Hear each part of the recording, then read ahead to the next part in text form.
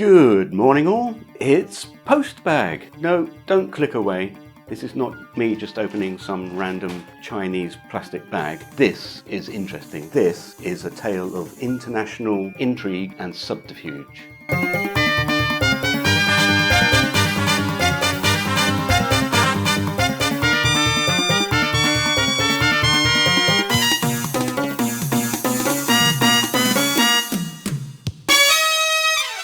What is this all about then? My friend Johan in South Africa was brought a Parrot drone that had been lost in a game reserve where it is actually illegal to fly. It had been out in the game reserve for a couple of weeks, Johan reckons, and the battery was completely shot, puffed up and of no use, and the rest of the model he didn't really know. He offered it to me to review and to see if I could repair it, to which I said, yes, thank you very much. The challenge came when trying to send it from South Africa to Spain. The ruse that we arrived at was to disguise it as a toy model, as a toy car, and to describe the contents as toy parts for restoration. To try and do it the official way, Johan went to various couriers and none of them would touch it as soon as he mentioned the word drone, because oh my god, we're all going to die, it's a drone. Even though he explained that there was no battery in it, he disassembled the lithium cells, they still wouldn't touch it.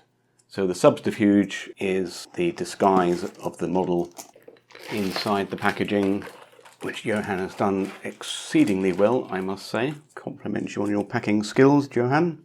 We have the empty battery pack that hopefully we can reuse somehow. Find some cells to put into there. And ta-da! The rest of the Parrot drone. Sorry, I said drone, didn't I? And finally the propellers and the screws to attach them, all very neatly wrapped up. Excellent job, Johan, once again. Now let's take a closer look. Looking at the drone itself, there doesn't appear to be too much damage. There's the normal sort of scuffing that one will get, a little ding there, and a slight dimple in the top of the what appears to be EPP front cowling. Apart from that, the frame itself appears to have no damage. Similarly, the propellers, apart from the odd nick, there's no stress marks at the centres I can see, so they would appear to be serviceable. The battery pack, as I say, Johan has taken the cells from, and hopefully I can reuse that. I think somewhere I've seen on the interweb somebody putting some 18650 cells in here, and I've certainly got a bunch of those. By removing the two little screws here, we can get access underneath the front hood. Now there are some signs of corrosion and maybe some water damage. I'm not entirely sure. The screw here certainly has signs of rust on it. Camera seems to be intact. From what I can see of the internals, which is not a huge amount, looking at the USB port, I don't see any huge damage or corrosion. Looking at the motors, they all appear to be in reasonable condition. What I'm tempted to do is to set up my power supply with a current limit, try and power the drone, see if we can talk to it. These are Wi-Fi controlled, I understand. Let's do that.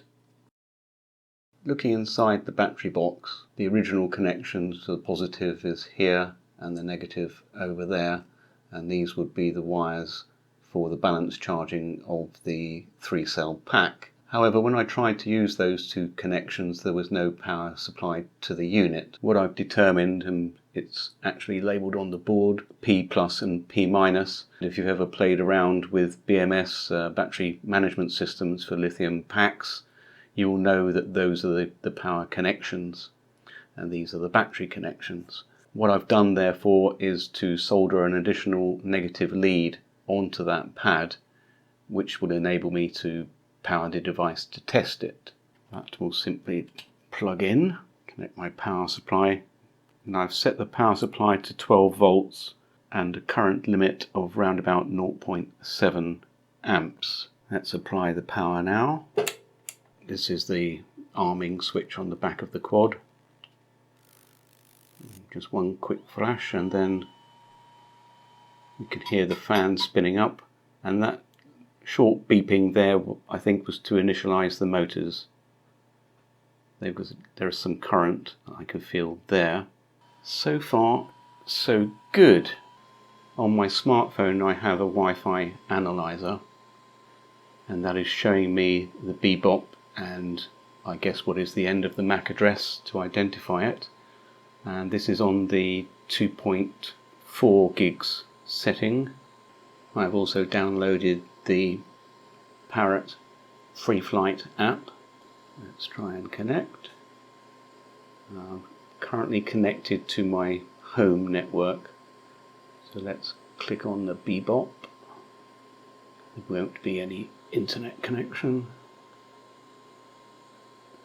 Update required, it says. Don't think we have any choice but to do that. Install. Don't you just love all these updates? I can't wait for the next Windows 10 update personally. And the number of times I've had my Skype experience enhanced, you wouldn't believe. I guess that's the firmware installing, making those motor beeps.